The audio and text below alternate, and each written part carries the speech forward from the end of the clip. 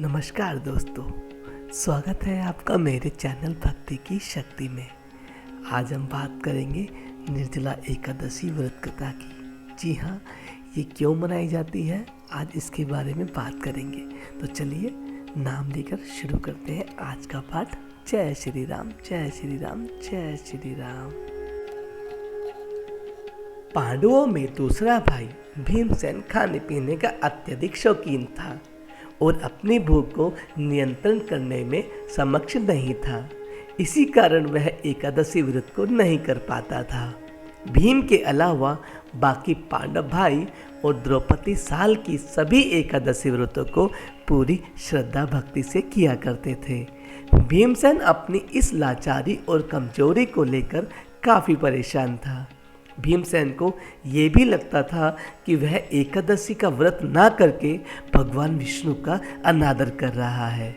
इस दुविधा से उभरने के लिए भीमसेन महर्षि व्यास के पास चले गए।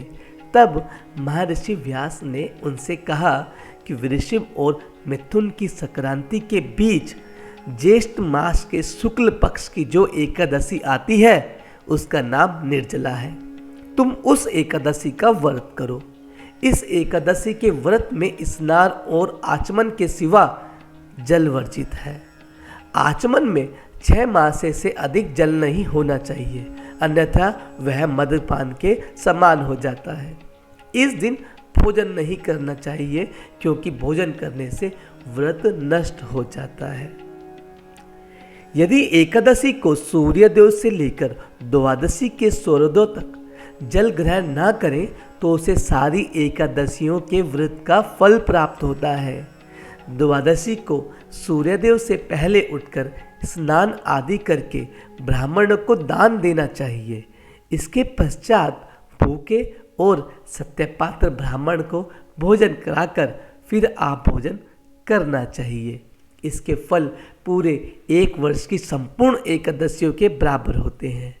व्यास जी कहने लगे, हे भीमसेन, यह मुझको स्वयं भगवान ने बताया है। इस एकादशी का पुण्य समस्त तीर्थों और दानों से अधिक है। केवल एक दिन मनुष्य निर्जल रहने से पापों से मुक्त हो जाता है। जो मनुष्य निर्जला एकादशी का व्रत करते हैं उनकी मृत्यु के समय यमदूत आकर नहीं घेरते, वरन भगवान के पार्षद उसे पुष्पक विमान में बिठाकर स्वर्ग को ले जाते हैं। संसार में सबसे श्रेष्ठ निर्जला एकादशी का ही व्रत है, इसलिए यत्न के साथ इस व्रत को करना चाहिए और उस दिन ओम नमो भगवते वासुदेवाय मंत्र का उच्चारण करना चाहिए और गोदान करना चाहिए। इस प्रकार व्यास जी की आज्ञानुसार भीमसेन ने इस व्रत को किया। इसलिए इस एकादशी को भीमसेनी या पांडव एकादशी भी कहते हैं। निर्जला व्रत करने से पहले भगवान से प्रार्थना करें कि हे भगवान, आज मैं निर्जला का व्रत करता हूँ, दूसरे दिन भोजन करूँगा और मैं इस व्रत को श्रद्धापूर्वक करूँगा। आपकी कृपा से मेरे सब पाप नष्ट हो जाएं। इस दिन जल से भरा हुआ एक घड़ा वस्त्र से ढककर स्वर्ण सहित दान अवश्य करना चाहिए। जो मनुष्य इस व्रत को करते हैं उनको करोड़ पल सोने का दान फल मिलता है और जो इस दिन यज्ञादि करते हैं उनका फल तो वर्णन भी नहीं किया जा सकता। इस एकादशी के व्रत से मनुष्य विष्णु लोक को प्राप्त होता है। जो मनुष्य के दिन अन्न खाते हैं वह चंडाल के समान है, वे अंत में नरक में जाते हैं। जिसे निर्जला एकादशी का व्रत किया है वह चाहे ब्रह्म हत्यारा हो, मदपान करता हो, चोरी की हो या गुरु के साथ द्वेष किया हो, मगर इस व्रत के प्रभाव से वह स्वर्ग ही जाता है। हे कुंती पुत्र, जो पुरुष या स्त्री श्रद्धापूर्वक इस व्रत को करते हैं उन्हें अग्रलिखित कर्म करने चाहिए। प्रथम भगवान का पूजन, फिर गोदान, ब्राह्मणों को मिष्टान व दक्षिणा देनी चाहिए। वह जल से भरे कलश का दान अवश्य करना चाहिए।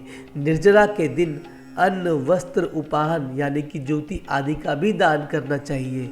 जो मनुष्य भक्ति पूर्वक इस कथा को पढ़ते या सुनते हैं उन्हें निश्चित ही स्वर्ग की प्राप्ति होती है।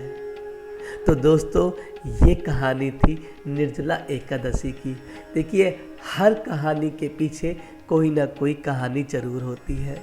आशा करता हूँ निर्जला एकादशी की ये कहानी और जानकारी आपको बेहद पसंद आई होगी। ऐसे ही धर्म और कर्म की कहानियाँ सुनने के लिए आप मेरे चैनल पर हमेशा बने रहें। अब मैं आपसे आज्ञा लेना चाहूँगा, तो कृपया नाम लीजिए। जय श्री राम, जय श्री राम, जय श्री राम।